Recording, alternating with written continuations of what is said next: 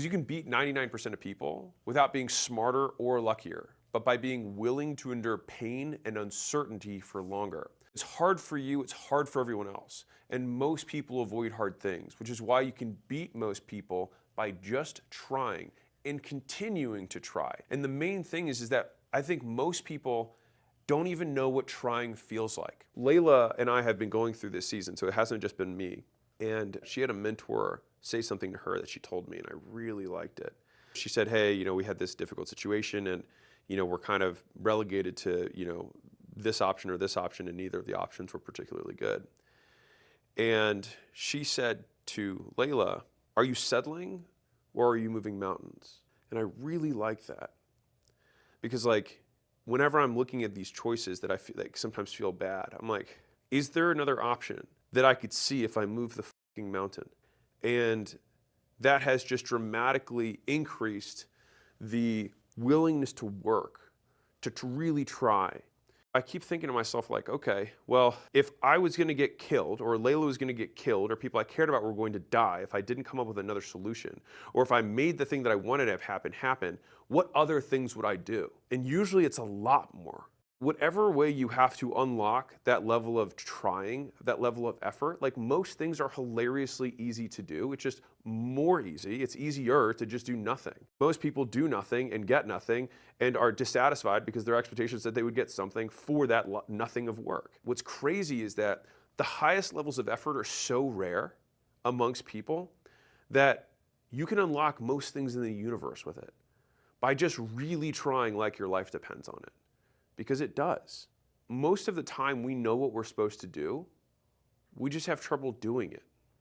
You know what you need to do to get a six-pack. You know what you need to do to build muscle. People already know this. You don't need to know anything about training to do that. You just stop eating crap, maybe eat some protein, and add more weight to the bar over an extended period of time. That's it. That's all it is. You know that already. And yet you haven't begun because you haven't really tried. It's hilarious to me. It's apparently rarer to have a six-pack above age 30 than it is to be a millionaire. Think about how crazy that is. And don't cite the sources. I heard that and I believe it. Whatever, 9% of Americans have a net worth over $1 million. Surprising, right? 9% of Americans certainly don't have a six-pack. It's rarer to have a six-pack than be a millionaire. I think about that. It's we know what to do. It's just we're not willing to endure what it's required to get it. And we're not willing to reframe that pain as the price of the thing we want and to give our pain meaning. Fortunately or unfortunately, humans, we live in a competitive environment. We seek status because of, evolutionary backdrops. And so how do you beat other people? And I want to be clear. I don't really think you need to beat anybody, right? If you just beat you every day, you'll beat everybody by default. And I think that you'll get to the end of the race and realize no one else is really racing anyways. But the main is that you need to get out of. I had actually a conversation with somebody on my team this morning. They were saying they want to do this training for the department that they're in, and they wanted to talk about running on clean energy versus dark energy.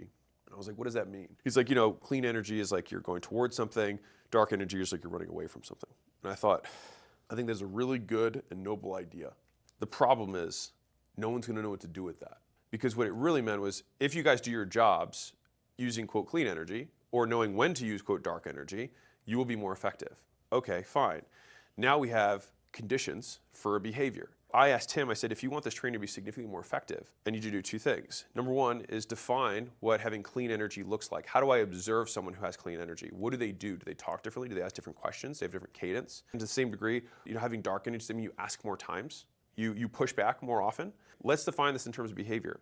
And then what we'll probably find is that there's no such thing as clean or dark energy. There's only behaviors that under certain conditions increase the likelihood of a positive outcome or a desired outcome. Okay, in these conditions, do this, and in other conditions, do that. And so then we can get away from these amorphous terms. And the reason I'm bringing this up is that we have to define everything in terms of the actions that you're going to take.